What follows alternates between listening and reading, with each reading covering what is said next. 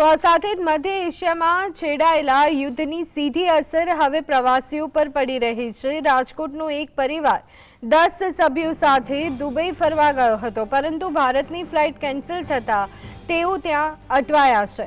રાજકોટના યુવાને વિડીયો સંદેશ મારફતે જણાવ્યું કે દુબઈમાં હાલ પરિસ્થિતિ સુરક્ષિત છે, પરંતુ ફ્લાઇટ્સ બંધ હોવાથી વતનમાં પરિવારજનો ચિંતિત છે।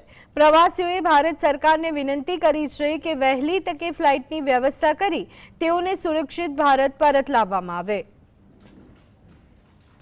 લોકો અવર જવર કરે છે, ખાલી ફ્લાઇટ જ કેન્સલ થઈ છે, બરોબર।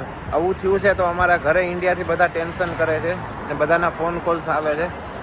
તો આપણી ભારત સરકારને વિનંતી કે કોઈ ફ્લાઇટની વ્યવસ્થા કરીને જે ટુરિસ્ટ છે એમને અહીંથી દુબઈથી ઇન્ડિયા લઈ આવવાનો પ્રયાસ જલ્દીથી જલ્દી કરે, જેથી ઇન્ડિયામાં કોઈ ચિંતા ના કરે।